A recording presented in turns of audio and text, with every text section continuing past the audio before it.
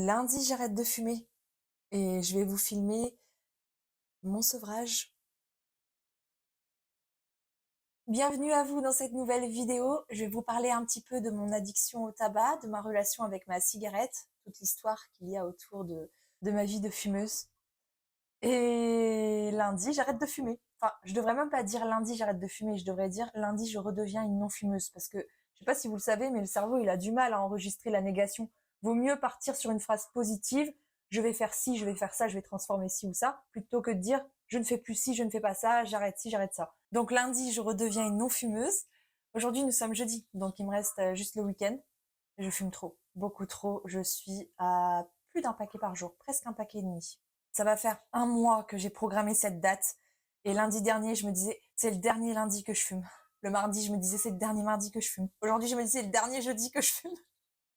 Quand je vais aller au tabac, je vais me dire, c'est la dernière fois que je vais au tabac. Enfin, vraiment, j'ai trop hâte. J'attends ça avec impatience, même si évidemment, je flippe un peu quand même. Et je sais que c'est la raison de mes précédents échecs, hein, parce que bah, si on n'arrive pas à arrêter de fumer, c'est juste parce qu'on a peur, en fait. Bref, je vais déjà commencer à vous parler un petit peu de mon histoire avec la cigarette. J'ai fumé ma première cigarette à 15 ans dans une boîte de nuit. Oui, parce qu'à l'époque, on pouvait fumer en boîte. J'étais avec une amie que je considérais comme ma meilleure amie à l'époque, mais en même temps, c'était ma seule amie. J'avais pas d'amis à l'école. J'ai subi du harcèlement scolaire pendant toute ma scolarité. Si ça vous intéresse, j'en ai parlé dans cette vidéo. Je me souviens très bien qu'à l'époque, je disais que jamais je ne toucherais la cigarette de ma vie. Sauf que je voulais vraiment faire bonne impression à mon amie qui était ma seule amie. Et du coup, je me suis laissée influencer. Puis honnêtement, à l'époque, j'étais jeune, je savais pas du tout dire non aux gens. J'en étais incapable. Bref, je désirais plus que tout me faire accepter. Et c'est la raison pour laquelle j'ai plongé dedans. Je me souviens très bien, en plus, à l'époque, donc on était dans la boîte de nuit, et puis elle me propose la cigarette avec sa main, et puis elle me dit, tire dessus, et puis tu dis, oh, maman est là. Donc j'ai fait ce qu'elle m'a dit, j'ai tiré, je fais, bon, et là j'ai toussé, mais toussé comme jamais. Non, vraiment, je m'en rappelle, c'était dégueulasse. C'était vraiment juste pour lui faire plaisir et dans la peur du rejet, en fait. Pour autant, dans la même période, alors que j'avais déjà commencé à fumer, à la sortie du lycée, je voyais tous les autres au portail qui fumaient leurs clopes entre eux. Et j'avoue que j'aurais bien aimé aller avec eux pour me faire intégrer, mais j'étais rejetée, en fait. Donc, ça me donnait pas envie de fumer. Je les regardais fumer et voilà, je fumais pas avec eux. Pour autant, j'étais déjà devenue fumeuse. Mais vraiment occasionnellement, en fait. Et j'ai rencontré mon premier petit copain à l'âge de 16 ans, le jour de mes 16 ans, pour être précise. Le jour de mon anniversaire, j'ai fait sa rencontre. Ça a fini en boîte de nuit aussi. Oui, quand j'étais jeune, j'adorais les boîtes de nuit. Aujourd'hui, j'y vais plus du tout, mais c'était vraiment mon truc avant. Et bah évidemment, il était fumeur, hein. Donc voilà, je suis restée 2 ans et demi avec lui, et pendant toute cette période, bah forcément, j'étais influencée pour continuer de fumer. Donc j'ai continué, mais je n'achetais toujours pas mes cigarettes.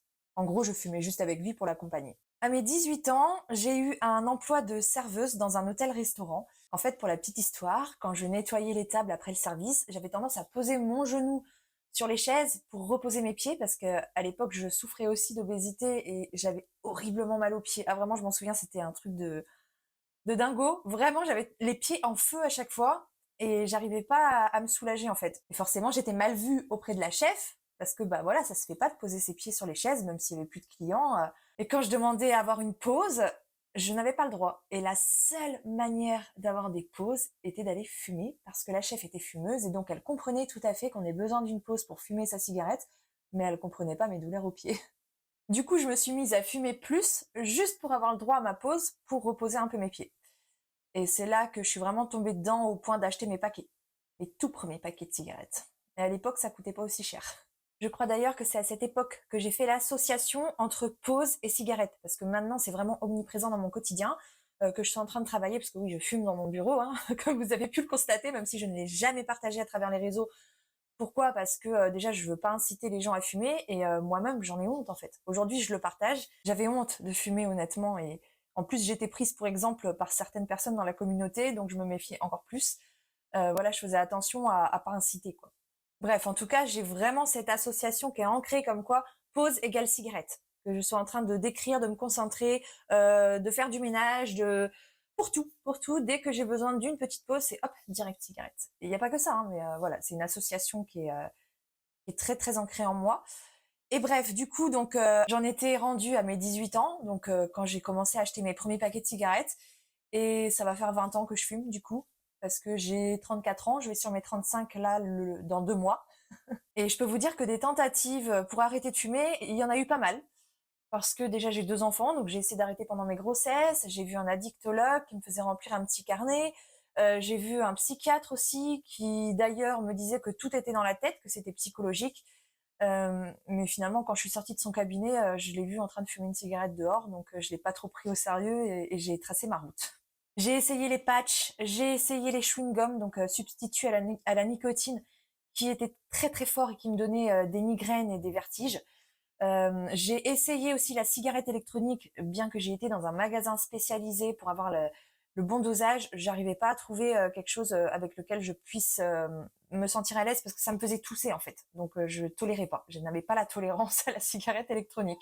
Donc j'ai continué à fumer. J'ai essayé en couple aussi hein, avec mon chéri et c'est vrai que ça a mieux marché parce que le maximum que j'ai tenu c'était 24 heures. Sinon, pour tous mes autres sevrages, allez comprendre pourquoi, je tenais toujours 15 heures. Je sais pas pourquoi, mais 15 heures. À chaque fois, au bout de 15 heures, je craquais.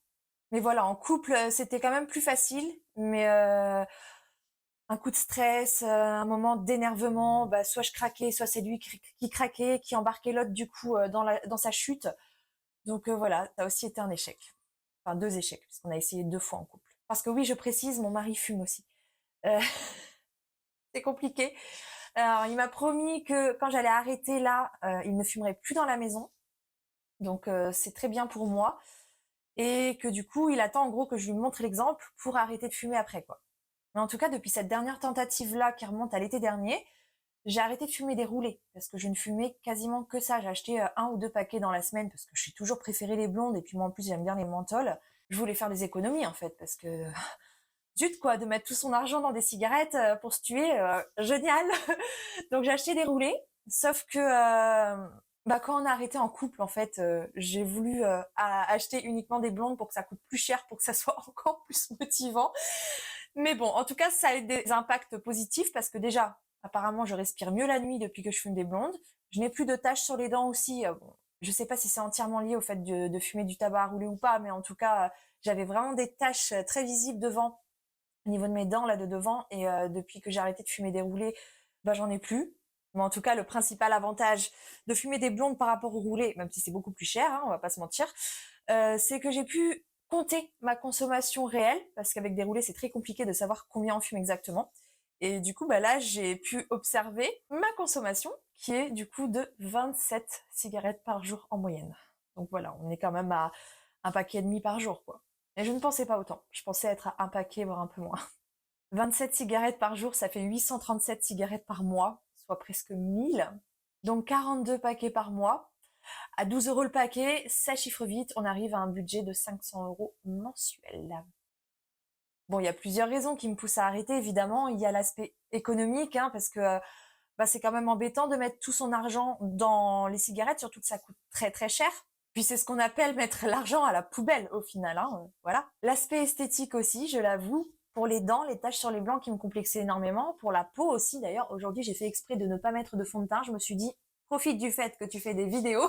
Ça, je suis à la lumière, on voit bien. Hein, je vous montre de plus près l'état de ma peau aujourd'hui en tant que fumeuse. Comme ça, on pourra faire une comparaison bah, quand j'aurai réussi à arrêter de fumer, quand je serai devenue non fumeuse. Bref, mais surtout, en deuxième position, c'est la liberté. Le fait de me sentir emprisonnée dans l'addiction, de perdre le contrôle. Et en premier, c'est ma santé. Parce que à 20 ans, on n'y pense pas forcément. On se dit, oh, c'est bon, on a le temps, on profite. À 35 ans, on se dit pas la même chose. Aujourd'hui, j'ai parfaitement conscience que mes actions d'aujourd'hui auront un impact direct sur mon avenir. Et je veux pas prendre le risque de finir avec un cancer du poumon ou une autre maladie à cause du tabac. J'aime trop la vie et mes enfants ont vraiment besoin de moi. Donc me voilà repartie pour une nouvelle tentative, mais cette fois-ci c'est la bonne. Je suis sûre de moi. Je pense que c'est ce qui fera toute la différence et j'ai décidé de vous partager ça, de vous filmer mon sevrage jour après jour, de vous montrer l'état dans lequel je me trouve, de vous partager mes sensations, comment je me sens, qu'est-ce qui se passe dans ma tête, est-ce que je tiens bon, pourquoi, enfin voilà, que ce soit les difficultés, mais aussi les aspects positifs, parce qu'évidemment, quand on arrête de fumer, on le sait tous, on gagne énormément sur plein d'aspects différents. Donc je vais vous partager le positif, le négatif, absolument tout, et ce, jour après jour. Je m'attends à ce que les premiers jours soient difficiles, voire très difficiles. Pour l'avoir déjà expérimenté, je sais combien le manque de la nicotine peut être puissant. Mais je me dis que c'est que l'affaire de quelques jours, que voilà, une fois que mon corps sera complètement sevré de cette substance, ça ne devrait plus du tout me manquer. On entend des témoignages, évidemment, je me suis renseignée un peu sur les témoignages des uns et des autres qui ont déjà arrêté de fumer. Il y a vraiment de tout. Il y en a qui disent que ça leur manque plus du tout, il y en a d'autres qui disent que c'est très compliqué. J'ai envie d'écouter ceux qui positivent, j'ai envie de me dire que pour moi ça va aller. En fait, je pars du principe que j'ai déjà été non fumeuse, j'ai déjà vécu sans le tabac, donc je vois pas pourquoi aujourd'hui j'en aurais plus besoin. Oui, là maintenant parce que je suis sous l'emprise de la substance, mais j'espère pouvoir me débarrasser de la dépendance psychologique. J'ai parfaitement conscience que je n'en ai pas besoin, que ça me fait du mal, et je suis très motivée et très déterminée, et je pense que ça sera un plus dans mon parcours. J'essaie de le voir comme une béquille dont je n'aurai plus besoin, et j'essaie d'affronter mes peurs, parce qu'évidemment mes peurs sont toujours là, moins présentes quand même je pense, parce que psychologiquement je pense avoir quand même fait du chemin. Avant j'avais vraiment l'illusion que j'aimais fumer, que ça me procurait du plaisir, que ça m'aidait à me concentrer, à me détendre. Aujourd'hui, je sais que ce ne sont que des illusions grâce au livre d'Hélène Carr, hein. Je vous partage juste au-dessus du coup le résumé que j'ai fait dernièrement sur la chaîne. Et je vais aussi suivre ses conseils en évitant tout ce qui est substitut à la nicotine. Je me suis inscrite aussi au mois sans tabac puisque nous sommes au mois de novembre. C'est bon, bah moi du coup j'arrête le 18 novembre et non le 1er novembre. Je suis pas forcément tous les mouvements comme ça, mais ça tombe comme par hasard. En fait, je reçois des mails régulièrement pour me donner des petits conseils, des petites astuces. Mais c'est tout. Je pensais qu'on recevait un kit. Personnellement, j'ai rien reçu. Voilà. Je ne crois pas qu'il y ait autre chose dans ce dispositif, à moins que je ne me sois pas suffisamment renseignée. Et je vais utiliser aussi l'application Quit, qui est une super application qui montre en temps réel tout ce qu'on gagne. Donc voilà, je vous partagerai tout ça aussi au fur et à mesure. C'est pas une application qui va, comme par magie, vous faire arrêter de fumer, hein, mais en tout cas, ça peut être un outil qui nous accompagne justement dans notre arrêt du tabac. Et arrête de dire arrêt du tabac. Tu n'arrêtes rien du tout, tu ne sacrifies rien. Il n'y a pas de sacrifice. Voilà. Tu ne perds rien du tout. Le tabac, c'est nul. Donc, il n'y a que des choses à gagner. C'est comme ça qu'il faut voir les choses après. Il faut se reprogrammer psychologiquement aussi. Tout est dans la tête. Bref, je vous partagerai tout ça du coup lundi. Et je vais profiter de mon dernier week-end avec ma cigarette. J'avais encore jamais montré ça à la caméra. C'est une grande étape pour moi. Ça fait du bien. Ça y est, c'est le grand jour. Je suis trop contente, franchement, je suis, mais genre trop heureuse, c'est un truc de dingue. J'attendais ce moment avec impatience. J'ai très peu dormi cette nuit, j'ai pas très bien dormi, mais je me suis levée comme dans une humeur, mais vraiment de trop bonne humeur. Genre trop contente, d'humeur festive en fait. Ça va pas durer. Ah, je sens que les prochaines heures à venir vont être terribles. Que vous dire, que vous dire, que vous dire. Bah écoutez, là il est 13h15 seulement. Ouais, j'avoue, c'est très dur. J'ai très envie de fumer. Je pense que la fatigue aide pas parce que j'ai très mal dormi cette nuit et en même temps j'ai envie de dormir aussi, mais je me dis que si je dors maintenant, je dormirai mal cette nuit et c'est pas terrible non plus. En fait, ce matin, j'étais partie pour une journée productive en me disant bah plus tu bouges, moins tu vas y penser, donc ça va le faire. Donc je suis sortie de chez moi, je suis d'abord allée à Lidl. En revenant de Lidl, c'est le petit passage que je vous ai filmé. J'étais encore très bien. Je me suis posée un petit peu, bah, j'ai pris un petit déjeuner et bah, comme j'avais envie de fumer, je suis sortie marcher. Ça m'a fait du bien, franchement ça m'a fait du bien, mais je suis rentrée, bah, depuis c'est compliqué quoi. J'ai beau mettre la musique, essayer de passer le temps, j'arrive pas à me concentrer non plus, j'arrive pas à me motiver. C'est vraiment très dur là. Mais de toute façon, je suis dans un état d'esprit où pour moi il est hors de question de craquer, même si j'ai très envie de fumer. C'est mort, je ne craquerai pas. Je pense que c'est vraiment l'histoire des premiers jours, des premières heures. C'est normal que ce soit difficile. C'est le manque de nicotine. Je fumais quand même, là, franchement, ce week-end, j'ai fumé 2 paquets par jour. sais pas si ça s'entend à ma voix, mais je suis à moitié malade, hein. J'ai le nez pris, j'ai les oreilles prises. Et c'est pas que j'ai chopé la crève, c'est juste que j'ai trop fumé. Et je le sens, j'ai mal à la gorge, je respire mal, je tousse. Enfin voilà, terrible quoi. Il était vraiment temps que j'arrête. J'ai jamais fait des crises comme ça à fumer 2 paquets par jour, hein. C'est vraiment parce que là, je savais que j'allais arrêter lundi, donc je me suis lâchée parce que je savais que c'était la dernière fois que je pouvais fumer. J'ai fumé ma dernière cigarette hier à minuit. Et d'habitude, je me couche quand même assez tôt. Et c'est vrai qu'hier, bah, par rapport à l'excitation justement de l'arrêt du tabac, j'avais un peu de mal à aller me coucher et à m'endormir. Donc je me suis couchée tard. Et ce matin, les enfants allaient à l'école, donc il fallait se lever. J'ai pas assez dormi et j'imagine que ça m'aide pas. Bon, de toute façon, je sais pas trop ce qui m'attend exactement, mais je suis prête à tout traverser. C'est très très dur de lutter contre ces envies, mais regardez, j'ai déjà gagné avec l'application Quit.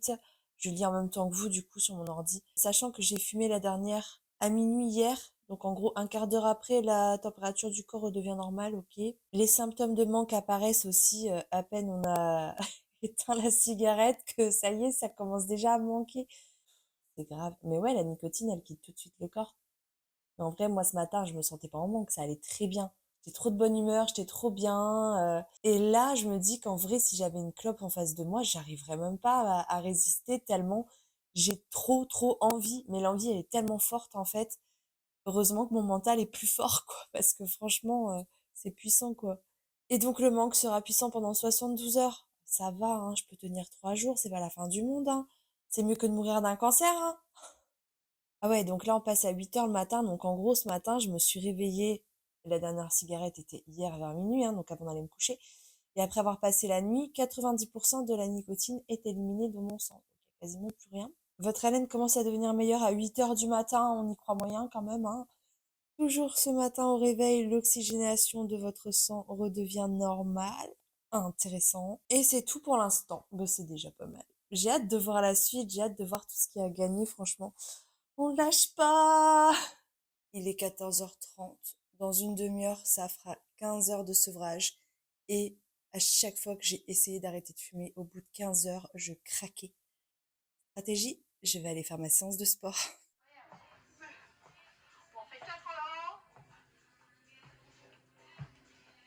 et 4 en arrière. C'est ça, c'est ça. Et vous l'avez, ça va Greg? Je vois le regard d'Alex. Les genoux. Elle est popote derrière, je peux plus en passer une. Hein, vous entendez ce manche? Ok, ramène les pieds ici, je les ferme. Et tu viens faire 2 pas de circuit. C'est très bien. Ça c'est bien, ça c'est bien. L'écoute-moi, l'écoute-moi, l'écoute-moi, on tourne. C'est bien, t'es pas obligé de lever la jambe jusque-là. Mais non, mais nous on est là, on va faire l'essor. Ouais, on monte la jambe. Oh, mais non, on s'en fout. Oh, ça fait du bien. Ça y est, j'ai plus envie de fumer. J'ai passé les 15 heures. Et en plus, je fais du bien à la planète. Franchement, que du positif. Vraiment que du positif. Oh, bah j'ai reçu un courrier de moi sans tabac. Pile poil le jour où j'arrête en plus, hein. Ils sont forts. J'ai acheté des chewing-gums. Je dois dire que ça me soulage un peu quand même. Bon, bah voyons voir hein, l'intérieur de ce kit. On va pouvoir le découvrir ensemble du coup. Alors, je regarde ça avec vous. Là, on a la roue des économies. Sympa. Bon, moi, je peux me mettre à 25 par jour. Et du coup, je sais que... Ah oui, plus de 5000 euros à l'année quand même, c'est intéressant, hein. Et là, on a le petit cahier du programme, donc à remplir soi-même avec sa motivation. Un petit journal de fumeur. Ah, ça a l'air sympa, franchement. Ouais, c'est pas mal.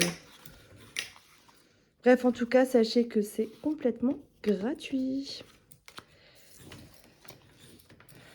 Je suis morte.